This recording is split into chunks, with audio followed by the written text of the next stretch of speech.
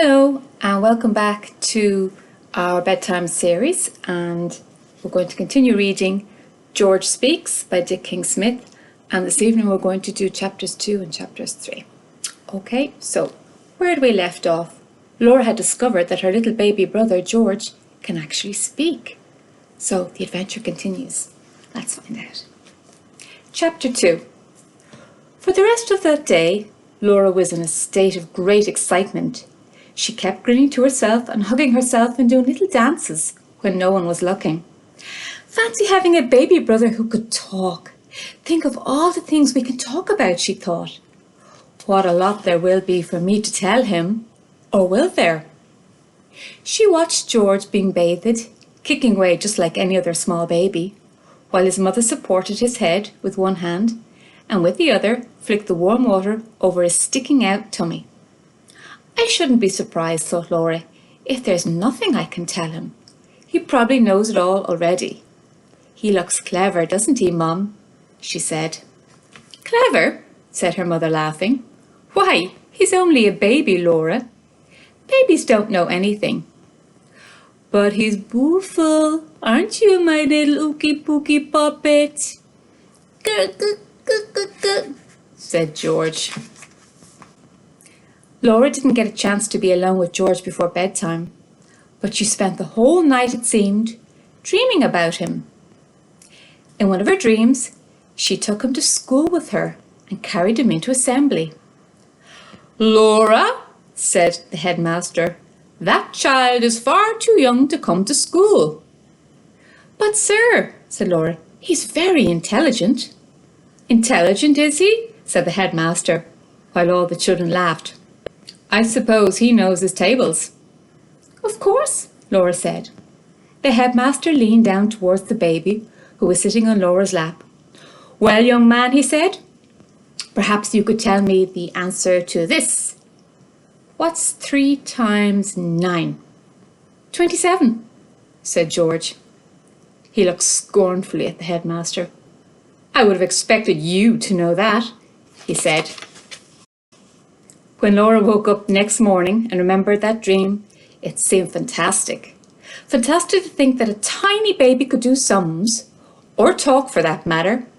Was that all a dream? What she thought had happened yesterday? I must make sure, she said, and she jumped out of bed. Peeping round the door of George's room, she saw that he was alone. Mummy was downstairs getting breakfast, and Daddy was shaving in the bathroom. Laura went in, closing the door behind her, and looked into the cot. George, she said softly, it's me, Laura. Listen, George, what's 3 times 9? George smiled at her and waved his fat little hands. Cook, cook, cook, cook, he said, cook, cook, cook, cook, cook. Laura's face crumpled. It had all been a dream then. She burst into tears. Oh, come on, Laura, said George testily. Don't be such a baby. Oh, George, cried Laura, the tears running down her face. She bent over and kissed the top of his bald head. I thought, she said, I thought. I know what you thought, said George. Can't you take a joke? And do stop crying on me. It's bad enough being wet at the bottom end. Sorry, sniffed Laura. The answer to your question, said George, is 27. Don't you know your tables? Only 2 times and 10 times, said Laura. George sighed. I can see you're going to need some help, he said. Let's start with 3 times tables. Repeat after me. And he began. 3 ones are 3. And just when they'd finished, the bedroom door suddenly opened, and their father came in, rubbing his face with a towel. You're a funny old thing, aren't you? He said to Laura. I don't know what you mean, said Laura.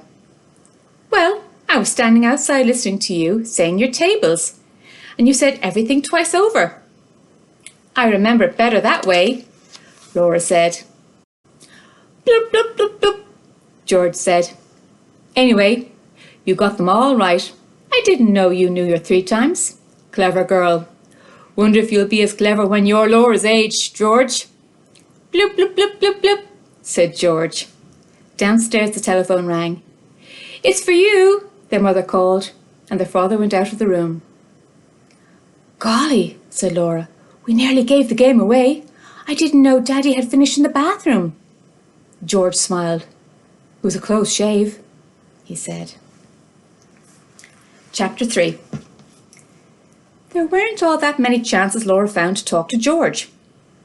If there wasn't a grown-up with him, then he was likely to be asleep.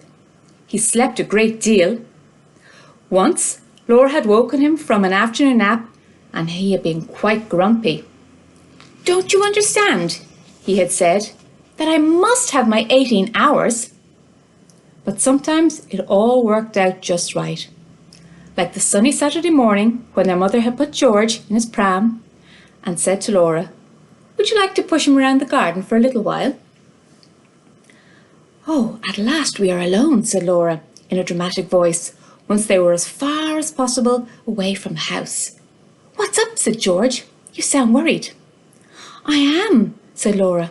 I need your advice. Trouble with the 3 times tables again, said George. No, I know that. I was the only one in our class that did. My teacher at school was amazed. So is your other teacher? Said George dryly. Anyway, what's eating you up? It's the grown-ups, Laura said. How are we going to stop them finding out about you? Daddy nearly did the other morning. She glanced towards the house. Suppose Mummy sees my lips moving now, she said. So, you're talking to me, said George. People do talk to babies endlessly. Sometimes they even wake them up to talk to them. Yes, but babies don't talk back, said Laura. Suppose someone came into a room and saw you talking. That might be tricky, said George. He wrinkled his little forehead in thought. Then he smiled. Got it, he said. If that ever happens, you just pretend you're a ventriloquist. A what? George sighed. A ventriloquist, he said patiently, is someone who can throw his voice. He has a dummy on his lap and he makes it seem as if the dummy is talking. I could be your dummy. You'd keep your lips quite still and I'd say things like, a bottle of beer. Why? Said Laura. George sighed again. Oh, forget it, he said. But I can't forget it, George, said Laura. That is what's worrying me. Here you are, only just born. 6 weeks today, said George. And yet you know your tables and long words like then whatever it was and exactly how old you are. Other babies can't do any of those things. How can you? To be honest with you, Laura, he said, I don't know. All I can remember is looking around just after I arrived and finding everything very familiar. It was as though I'd seen it all before. There was a clock on the wall that said 4:30, and I thought, tea time. There was a calendar with a date on it, April the 1st, and I thought, what a day to be born on. And a bit later on, I heard Mummy and Daddy talking. We must decide on a name, he said. And she said, well, we agreed it's either Frederick or Charles, didn't we? And I was just going to say, rubbish, I'm George, when one of them said, what about George? It's a nice name. And the other said, George. Yes, I like that. So I kept my mouth shut. Anyway, it would have been much too much of a shock for grown-ups. They don't have much imagination, but I couldn't resist letting you in on the secret. Oh, how much longer can we keep it secret? Asked Laura. Well, said George, they're going to have to know sooner or later. I can't take too much more of this goo goo goo blah blah wah wah wah stuff. It gets pretty boring, but I plan to take it gradually. Just the odd word to begin with, the kind of thing they expect, you know, baba, Dada, more, that sort of level. You're going to say things like that quite soon, you mean? Said Laura. That's right. Maybe it would be best to start off by repeating words that they say to me. Like a parrot, you mean? Yes, said George. Then once I get them used to this idea that I'm an early developer, I can speed things up a bit. Feed them some simple sentences. Like what? George wriggled uncomfortably. Like George wants potty, he said. Shh, said Laura suddenly. Mummy's coming. Okay, said George. There's no time like the present. Watch this. He waited until his mother's face appeared, looking down into the pram, and then he stared up at her and smiled. Mama, said George loudly. Did you hear that, Laura? She said in amazement. Did you hear what George just said? Yes, Mummy, said Laura. Only 6 weeks old, and he says, Mama, you heard him, didn't you? Yes, Mummy. You did say it, didn't you, baby? Yes, Mummy, said George. And that's the end of chapter 3. So join in again tomorrow evening for some further chapters with George Speaks. Okay, good night. See you then.